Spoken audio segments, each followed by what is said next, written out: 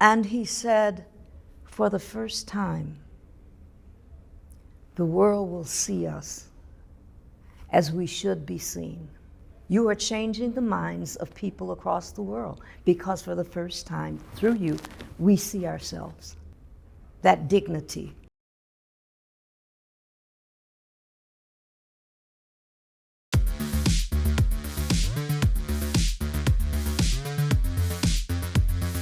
Hello everybody and welcome to Charts with Dan as we enter the later part of the summer box office. This is when things start to slow down. We did have DC League of Super Pets opening this weekend. We'll take a look at that as well as the other films that are still churning along in a very strong marketplace for existing titles. As always, I'd like to thank my sponsor here on the show, Carbon Health. They've been partnered with me for several months now, and it's because we believe in each other. They love to invest in passionate creator communities, and I love their mission to make healthcare as accessible and affordable to as many people as possible. There's a lot of stuff in the news right now about so much in the world of health. You can download the Carbon Health app right now to see if there is a physical location near you. They can act as your primary care provider if you so desire. You can also do telehealth on the Carbon Health app in case you can't make it to one of their locations or there's not one near you. There are also lots of other services that you can check out on the app. And as always, I want to thank them for being a partner here on the show. And let's move on over to the weekend box office. As I mentioned, and as expected, the number one movie for the weekend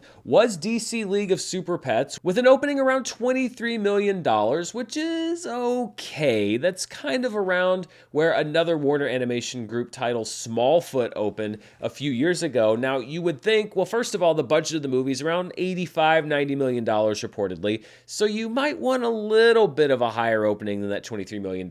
Family titles have been able to have somewhat long legs at the box office, at least a lot of them have. So it's not an out-and-out disaster, but you would think that with the brand name recognition of DC superheroes, with The Rock and Kevin Hart headlining the voice cast, you also had Keanu Reeves and John Krasinski involved in the movie, that maybe they could lift this movie up to a higher opening. But it's also been kind of feast or famine at the box office right now for family films. When you look at the underperformance of Lightyear, you do have movies like Minions that have done really well, but it seems more and more like whereas family titles used to be some of the most reliable things at the box office, due to the rise of streaming and the family focus of a lot of those platforms, Disney Plus, HBO Max, etc., it seems like there may be more and more families that are choosing to wait and watch these movies at home. This could be part of a bigger market shift, or this just could be a blip. We don't really know right now.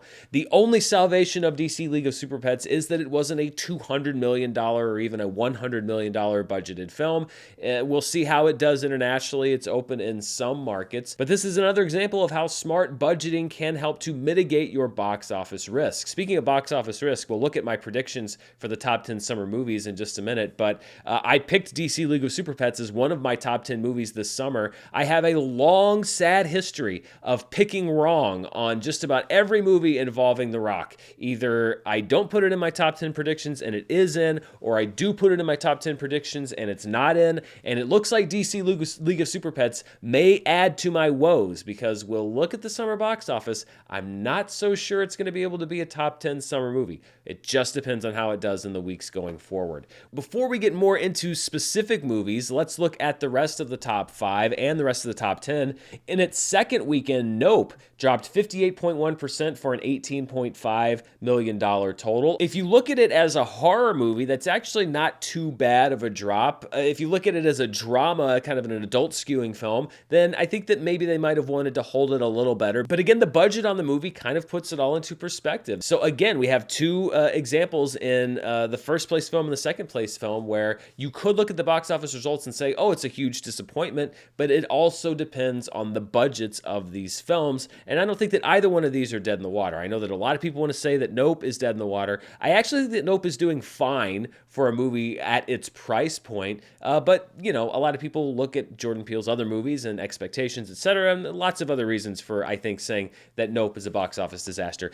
It is not. If you were going to say to me that Nope is a box office disaster, I would quote the movie title back to you and say, nope, it's not. It's not a massive hit, but it's not a disaster, and it's approaching $100 million just domestically. In third place, Thor Love and Thunder in its fourth week drops 41.6% for a $13.1 million weekend total. Minions The Rise of Gru still not far behind in its fifth week with a 39.2% drop off and a $10.9 million total. Still hanging around the top five, Top Gun Maverick dropped just 18% from last week with an $8.4 million total. There's a lot more to be said about Top Gun Maverick in a few minutes. One thing I will say, when you look at that 10 weeks in the box office top five, that is a rare achievement in general. I was trying to research and go back and find the last summer movie, the last summer release that stayed in the box office for 10 weeks in a I'm not counting 2020 because 2020 was a very kind of unique year. I didn't get very far back. I got all the way back to 2008, and I can tell you that none of the Avengers films, Avengers Endgame, Infinity War, etc., the first Avengers movie, The Dark Knight, none of them, as big as they were in the box office top five for 10 weeks or more. So this is a case, again, with Top Gun Maverick with a very enduring popularity, and some people would say that there is still a bit of a pandemic effect on the box office, that the release schedule is not quite as aggressive, but at the same time, you're really running out of mitigating factors for Top Gun Maverick, and we did a long time ago. It's a box office phenomenon. In sixth place in its third week with a good 26.9% drop, that's a nice hold, is Where the Crawdads Sing with $7.5 million. The best hold in the top 10 is Elvis, which dropped just 12.8% in its sixth week with a $5.7 million total. The Black Phone continues to hold well, a 28.8% drop in week 6, just under a $2.5 million total there. Jurassic World Dominion in its eighth week with a drop right around 31% and a $2.1 million total. And then breaking into the top 10 is Vengeance. It's a new film. It was just under the required theaters to be considered a wide release with a $1.7 million total. I think expectations were that it might be a little bit higher, but it is an interesting movie. The cinema score was a B+, which is all right. I think that you would probably want it higher for a movie of that type. It's a movie that I actually really enjoyed. If you want to see my review of Vengeance along with DC League of Super Pets and Marcel the Shell, there's a little thing up in the corner, a notification if you can get those. I don't even know how it works anymore. If there's a thing in the corner and you want to see what I thought about the movies, just click on it. If you don't, I liked them all. End of story. So looping back to DC League of Super Pets and where it stands with the Warner Animation Group, these are the 5 biggest Warner Animation Group or WAG openings domestically. Now this does not include live action animation hybrids like Space Jam and New Legacy. This is pure animation. The Lego Movie, the highest opening for the Warner Animation Group back in 2014 with a $69 million opening weekend. The Lego Batman Movie at number 2 with $53 million in its opening weekend. Then the Lego Movie 2, the second part, with $34 million. So Lego has been very kind to the Warner Animation Group. And then you see there Smallfoot, which opened actually just a little bit ahead of DC League of Super Pets, almost an identical opening, both at just around $23 million. I don't know if you know this, but Zendaya is Michi in that movie. Remember that meme from all those years ago? Boy, that seems like another life, doesn't it? So if DC League of Super Pets performs like Smallfoot did, then it'll end up around $80 million in the $70 to $80 million range. We'll see if it's able to outperform that because it is still in the later part of the summer movie season and because it does have the attachment of the DC franchise, etc. But that's, if we were going to look at an identical box office performance, that's what we'd be looking at. Another comic book film that is in the marketplace is Thor Love and Thunder. We're now about a month into its release cycle, and let's look at how it's stacking up against the rest of the MCU domestically after 24 days of release, which is where we end up after this past weekend. You see there in the middle, that bar in the red is the median gross, not average gross, but the median gross for the MCU after 24 days. Thor Ragnarok actually owns the median gross for the MCU, and you see Thor Love and Thunder is performing just ahead of that median gross, right at $300 million. The median gross is just under $300 million. Of course, the thing to keep in mind, as we talked about last week, the budget on Thor Love and Thunder was massive, $250 million more certainly than Thor Ragnarok. But still, Thor Love and Thunder performing in the upper half of the MCU, which it's going to have to keep making that money back. One movie that doesn't have to worry about making money back, but still continues to do so every weekend, is Top Gun Maverick. We've been talking about its performance weekend by weekend, and it continues to post some of the best weekend performances for any movie that we have records for. These are the highest grossing 10th wide weekends domestically. Now, why do I specify 10th wide weekends? Because there are some weekends, even here, when you look at the record books, movies like Silver Linings Playbook and things like that, that played in limited release for several weeks, that went wide in their 8th, 9th, or 10th weekend. So in the record books, it says that Silver Linings Playbook had one of the best 10th weekends of all time, which is true. What it doesn't show is that the first 8 of them were in limited release, and so most people couldn't go see those movies. So these are movies in their 10th weekend of wide release. You see Titanic and Avatar still 1 and 2, Frozen at number 3, E.T. the Extraterrestrial at 4, which when you think about the fact that that was in 1982, it was just putting up massive totals week to week. And then Top Gun Maverick still there at number 5, the 5th best 10th weekend in wide release of all time. It is also zooming up the all-time domestic earners chart. It entered that chart last week. It is actually in the same position this week. It has crossed $650 million, but look at what's ahead of it. This upcoming week, it will pass Jurassic World. It will pass Titanic, more than likely, to become the 7th highest grossing film of all time. And then it's got Infinity War. Can it make it to $700 million? I mean, like I said last week, normally I would say I don't think so, but this movie, I'm not making any predictions about it anymore because it's outperformed every prediction that I've had for it. It's outperformed every model that you can make for it. It is just a movie at any time of year that would be extremely impressive, even more so that it's doing this in the summer movie season, which is exceedingly rare. When you look at the all-time domestic list adjusted for inflation, now this is not a perfect metric, but this is again just sort of a guidepost, a sign of where in general Top Gun Maverick lands historically. Right now it is the 38th highest grossing movie ever adjusted for inflation. Kind of an interesting quirk there. You see that Avengers Infinity War actually has a smaller gross adjusted for inflation. Like I said, it's just one of the weird quirks of inflation adjusted numbers. You get a little bit of variability, especially for movies that have come out a bit more recently. So its inflation adjusted gross is actually a little lower than its actual gross, but we see Top Gun Maverick there at number 38. It has passed Shrek 2 and the original Tobey Maguire Spider-Man from 2002.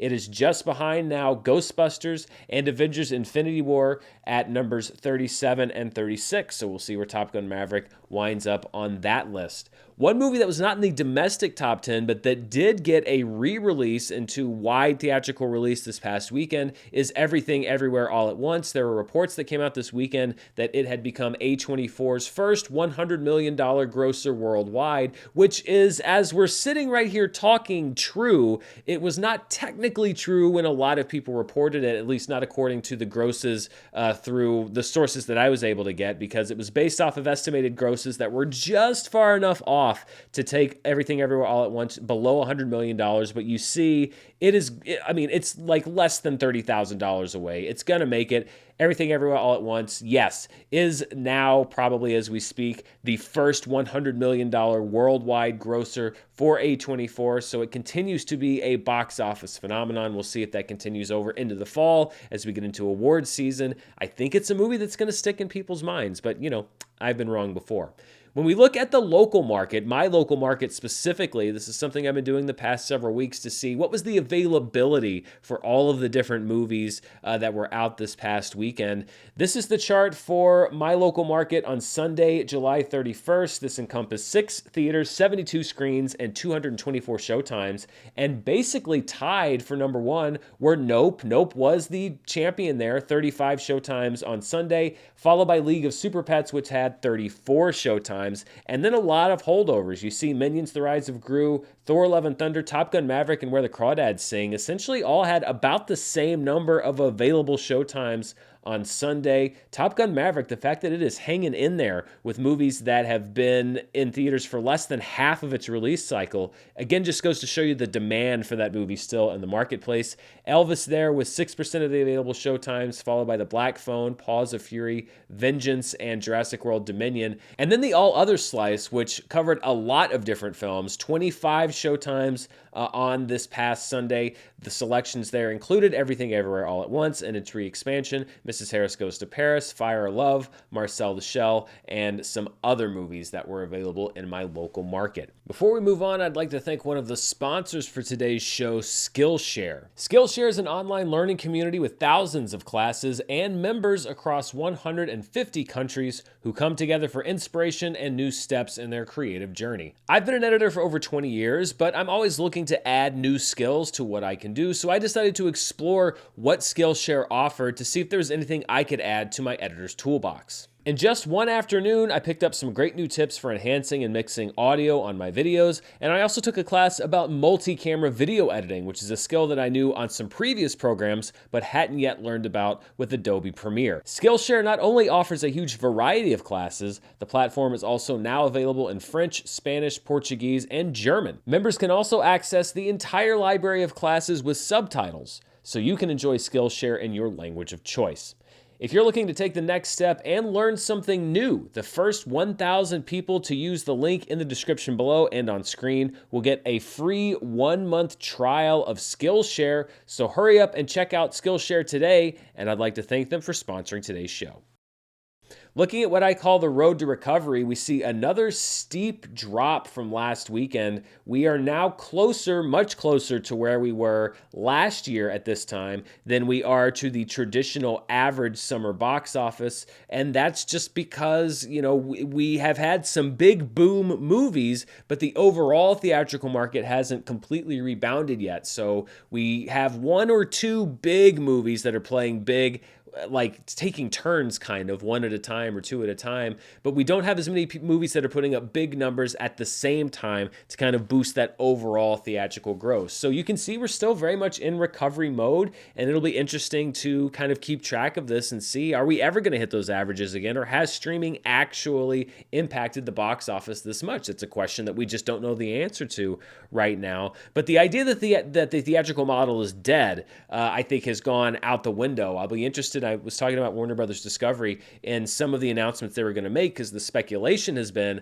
that one thing they are going to say is that they will never again try the model that they did last year, where they put all of their movies out day and date on HBO Max, which when you go back last year was being hailed as the future of distribution. It just goes to show you that nobody really knows anything, and that the market really is what decides what works and what doesn't. So a lot of unanswered questions, and this is going to be a big story to cover for the next few years. I'll be here covering it because, what else do I have to do? Let's look at the per theater averages for this past weekend. Playing in 2 theaters was Lena Dunham's latest film, which also played at Sundance. It didn't come out with a huge amount of critical acclaim, but it did $9,071 per theater in 2 theaters. That's good enough to be the highest per theater average for the weekend. It is a steeper drop from some of her earlier films. For example, back in 2010, Tiny Furniture in its opening weekend was able to pull in $21,000 in just 1 theater. But the buzz has cooled a little bit on Lena Dunham, but still able to turn out a crowd in those couple of theaters that were showing her new film. That's going to be expanding in the weeks ahead. DC League of Super Pets, with a $5,000 average in each of its 4,000 plus theaters, is there at number 2. Hansan Rising Dragon, with a $5,000 average in 32 theaters. This is an epic historical film from South Korea. It is a sequel-prequel to a movie that came out in 2014 called The Admiral, Roaring Currents. Nope, there with the 4th best per theater average of the weekend, with $4,883 in 3,800 theaters. And then A Love Song, another film out of Sundance, making $4,000 in 4 theaters, $4,000 per theater. When we look at the limited release market, so these are movies that are in 1,000 theaters or fewer. I mentioned Vengeance, which is a movie I enjoyed, the directorial debut from B.J. Novak, who you might know as Ryan from The Office. He was just under the wire, 998 theaters, so 3 more theaters, and that would have counted as a wide release. And this actually is going to become important in just a moment, but because he was 3 theaters short of the 1,001 number, it is counted as a limited release, $1.7 million in 998 theaters. Marcel the Shell with Shoes On is also really spinning towards a wide release, now up to 821 theaters in its 6-week release, with another $638,000, but staying under that 1,000 theater limit is helping to rack up its score on the limited release yearly chart. Hansan Rising Dragon in 32 theaters with a $161,000 total, enough for 3rd place. Also expanding in 191 theaters now is Fire of Love in its fourth week with a $152,000 gross. I had somebody send me, I think it was a tweet or a YouTube comment actually, saying that they had gone to see Fire of Love because they heard me recommend it on the show, and they were very happy that they'd gone to see it, and I will continue to recommend it. It is one of the best documentaries that I've ever seen. If Fire of Love is playing near you, and it is playing near more and more people as the weeks go on, seek it out. And then also playing in 97 theaters, I believe it's also expanding this weekend, is Rebecca Hall's new film Resurrection with an $89,000 gross in those 97 theaters. Looking at the limited release top 10 for 2022, at number 1 is BTS Permission to Dance with $6.8 million and KGF Chapter 2 with $6.6 million.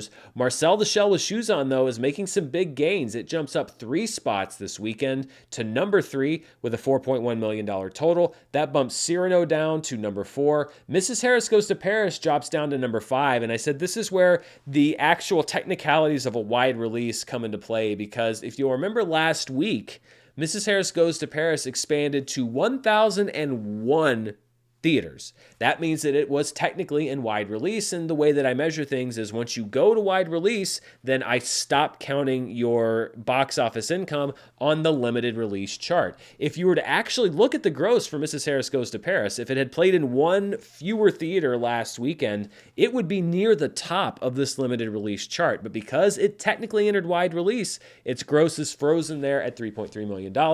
I know some people would say that this is kind of adhering to the letter of the law rather than the spirit of the law, but you know, the rules are the rules, and I make the rules. So Mrs. Harris Goes to Paris, if it had just booked one fewer theater, would be much higher up this chart. The Worst Person in the World drops down 1 spot to number 6. Crimes of the Future stays at number 7, followed by the portion of Everything Everywhere All at Once's release, when it was in limited release with $2.3 million. Of course, it has racked up a much larger gross in wide release. Parallel Mothers at number 9 and Uma at number 10. We are 3/4 of the way through the summer box office season. It's hard to believe. And let's look at the domestic box office picture. These are the picks that I made way back in May. And we really only had one change. The top 5, the top 9 really remain the same. Top Gun Maverick at number 1, where it's going to stay. Doctor Strange in the Multiverse of Madness at number 2. Jurassic World Dominion at number 3. Minions: The Rise of Gru at number 4. We'll see if Thor: Love and Thunder can catch it. I'm not so sure that's going to happen. Elvis is at number 6. Lightyear at number 7. The Black Phone quietly has put up a very impressive gross, $83.1 million at number 8. Nope will pass it this week. It's currently at $80.6 million. Downton Abbey: A New Era actually rotates off the list because another movie that's quietly put up an impressive gross is Where the Crawdads Sing, which is now at $53.5 million. Now, I don't think that movie is going to make the domestic top 10. I don't think so. But the one movie that could be a spoiler, that could knock out DC League of Super Pets, is The Black Phone. $83.1 million.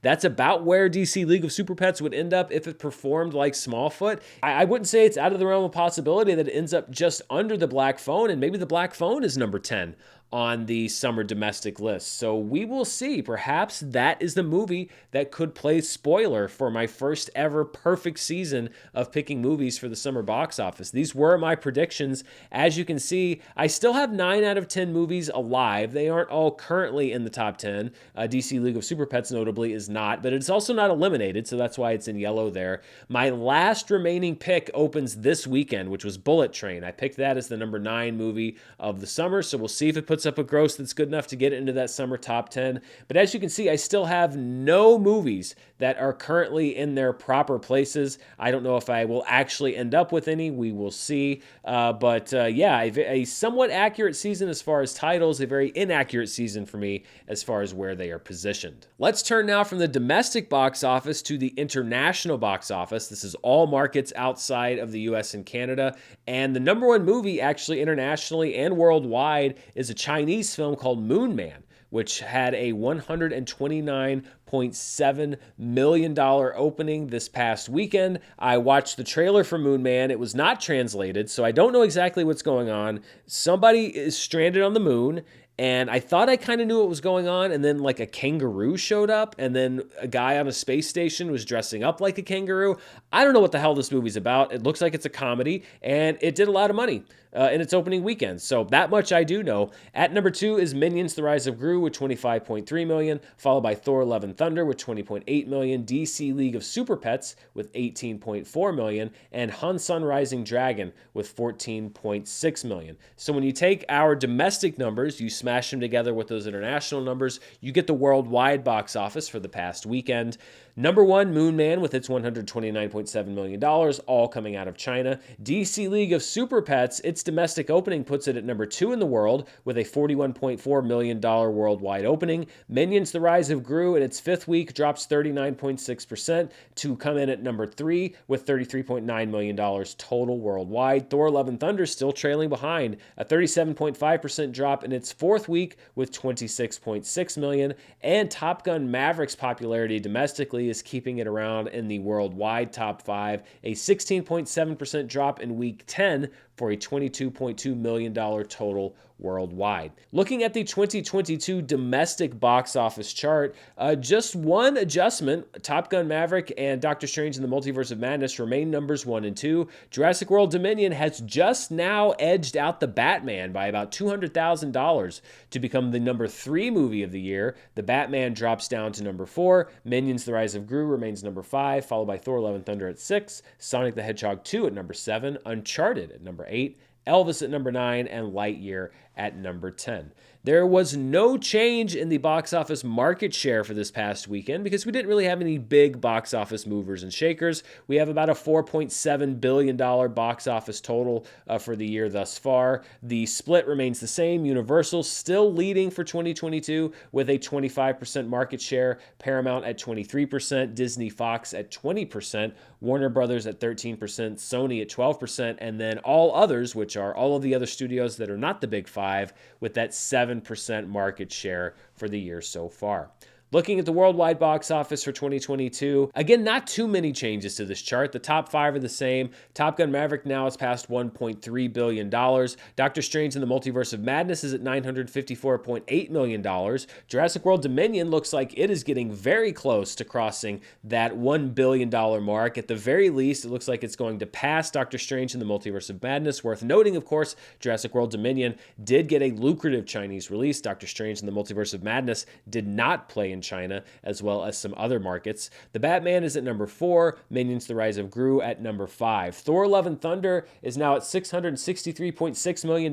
It's got to keep making money, believe it or not, because it's got to get right around $750 with that $250 million budget, the big advertising spend, etc. So it needs to keep on climbing up this chart. It did knock the Battle at Lake Changjin 2 down to number 7. And then at numbers 8, 9, and 10, the $400 million crew, Fantastic Beasts: The Secrets of Dumbledore, Sonic the Hedgehog 2, and Uncharted. Looking at the worldwide box office for the previous 365 days, so you take today's date, you roll the calendar back one entire year, these are the top 10 movies over that period of time. Spider-Man: No Way Home remains number 1 with a $1.9 billion total, followed by Top Gun: Maverick with $1.3 billion.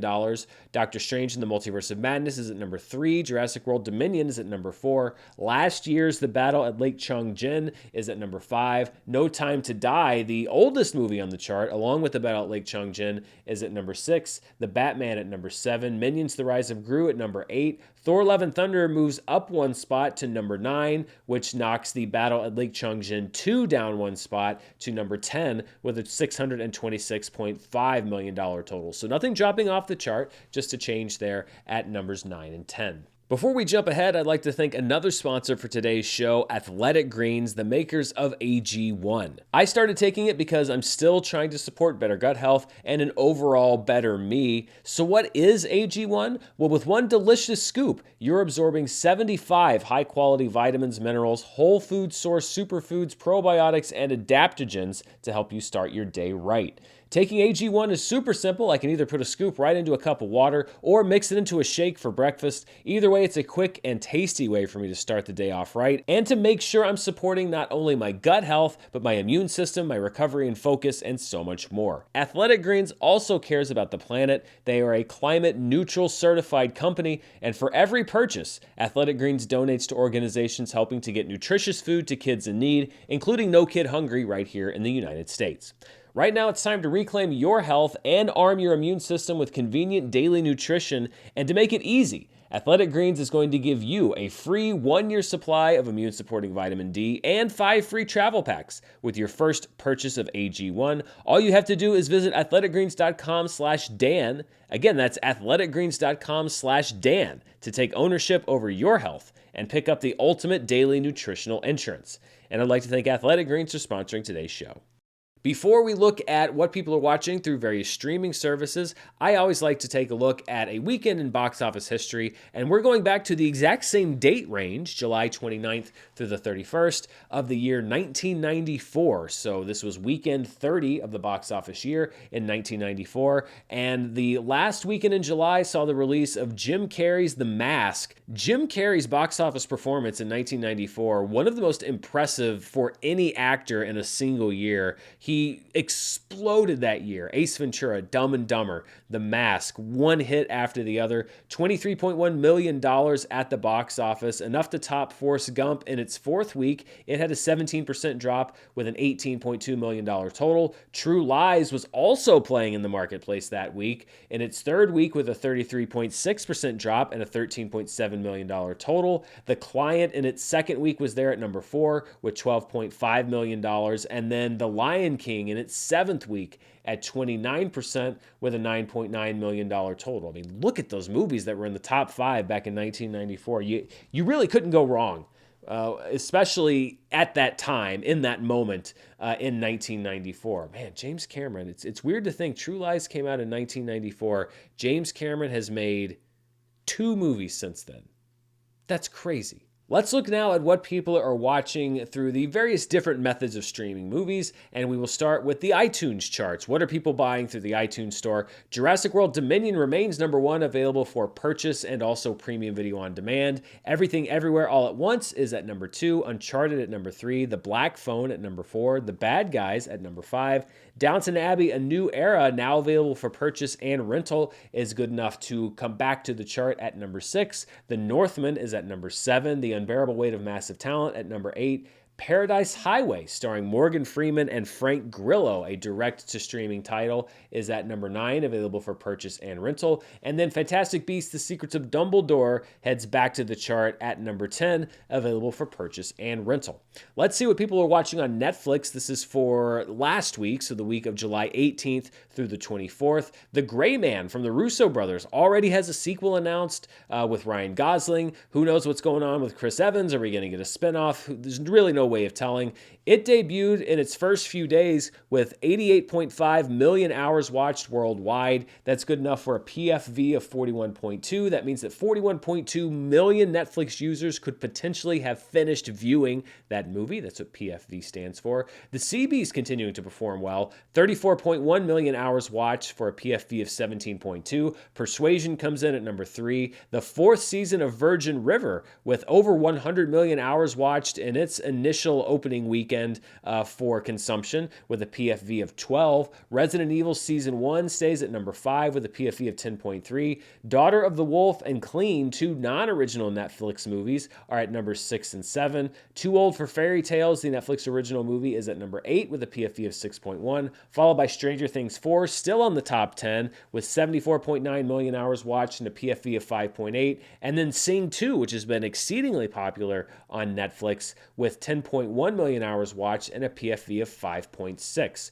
When we look at the most watched Netflix programs for 2022 so far, again, no big changes. We have one addition to the list. We see, though, that Stranger Things Seasons 4 now has an overall PFV of 125.4. It is slowly creeping up on The Adam Project, and if a Netflix series as long as Stranger Things 4 can overtake The Atom Project as far as PFV. It has long since overtaken it as far as raw hours watched. That's going to be quite an achievement. Hustle's at number 3, Bridgerton Season 2 is at number 4, The Tender Swindlers at number 5, Senior Year at number 6, The Man from Toronto is at number 7, Ozark Season 4 is at number 8, The Sea Beast, like I said, performing well. It enters the chart at number 9 with a PFV of 68.6. That drops 365 days this day down to number 10, and the Netflix original series Inventing Anna drops out of the top 10 altogether after a long run on the chart. Let's look now at what people are watching in the reported Nielsen ratings. Now, these are not perfect ratings. They don't include every streaming service. They reportedly are also through traditional viewing, so that there's some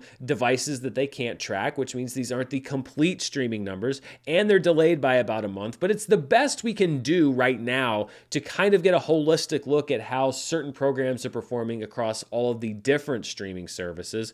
So this is for the week of June 27th through July 3rd. For reference, this would have been the weekend that the second volume of Stranger Things Season 4 would have hit. But let's look first at the top streaming movies. Sing 2 on Netflix, I mentioned it's very popular. The most watched streaming movie reported through Nielsen that weekend with 20.9 million hours watched in the US alone. The Man from Toronto at number 2. Doctor Strange in the Multiverse of Madness only spending 1 week at the top of the Nielsen streaming charts. It drops to number 3 in its second week with 10.3 million hours watched. The Mist on Netflix at number 4. Encanto remaining strong. It dropped a little bit last week due to strong competition. It's back in the top 5 with 4.2 million hours watched on Disney+. Hustle is at number 6. Love and Gelato is at number 7. Backtrace and Wildcard are 2 new entries on the list at numbers 8 and 9. And then Turning Red, which rotated off the list last week, comes back onto the list this week with a little less competition and 2.5 million hours watched. And then, as I mentioned, these were the 10 most watched streaming shows for the same time period, so the week of June 27th through July 3rd. New episodes of Stranger Things pushed the show to 98.5 million hours watched. Again, this is in the US alone at number 1. The Umbrella Academy is at number 2 with 36.9 million hours watched, followed by Amazon's The Terminal List, charting pretty high at 18.4 million hours watched. The Boys, which has just been a meme factory this season, 15.8 million hours watched. NCIS on Netflix at number 5, followed by Coco Melon on Netflix at number 6. The kids still watching that Coco Melon, 10.9 million hours worth. Grey's Anatomy on Netflix at number 7. Legacies on Netflix at number 8. The Unexplained on Netflix at number 9. And Supernatural on Netflix at number 10. You really do see, Netflix has focused so much on their original programming, but looking at this chart, you see the strength of their library programming as well. And that wraps it up for charts this week. It's actually a pretty busy week, not so much theatrically, there's a few selections, but also on streaming. In theaters, we have Bullet Train, as I mentioned, which is my last remaining pick for the top 10 movies of the summer. We also have Easter Sunday, which is coming out in wide release this weekend. A big buzzy A24 movie that seems to be all they've done in the last few months. Bodies, Bodies, Bodies hits limited release this weekend. I don't know exactly how limited it's going to be. I don't think it's going to be a tiny release, and I think it hits full wide release next weekend. So it's likely that you may find it playing near you. But it does hit theaters this weekend. I will be taking a trip to see that on Wednesday, so I will likely have my review up for it on Thursday, maybe Friday, but it's a movie that I'm very much looking forward to seeing. And then a lot of options on streaming. One of my favorite titles of the year, called They/Them, starring Kevin Bacon, will be out on Peacock this weekend. Rise of the Teenage Mutant Ninja Turtles, a new Ninja Turtles film animated from Netflix, hits the streaming service this weekend. And then on Hulu, the latest entry in the Predator series called Prey hits this weekend. The review embargo for that movie drops tomorrow morning, so look for my review of Prey tomorrow morning when that embargo drops. I have a lot of thoughts that I'm anxious to share about it. That does it for today's show. Thank you to Athletic Greens, thank you to Skillshare, and of course my partners at Carbon Health for supporting me and the show, and thank you for watching it. I've got a lot of stuff here on the channel. My Picard Season 2 review finally came out last week. I launched a new series yesterday called Fact Check, where I fact check different urban legends and myths, etc., that are going on around your favorite movies and TV shows, so you can check that video out. And if you have something you want me to fact check, put a comment underneath that video or send me a tweet with the hashtag #FactCheck, because I had a lot of fun doing that video and it's something that you'll probably see a lot more of here on the channel. So a lot of stuff that I've already put out, a lot of stuff coming up this week as far as review goes. I'm also going to try to do a Bullet Train review. So Bodies, Bodies, Bodies, Bullet Train, Prey. Even though the summer theatrical market may be a little slow, there are still a lot of movies out there for you to watch. Thanks so much for watching this show and the channel. Until next time, stay safe, and I'll see you then. Bye.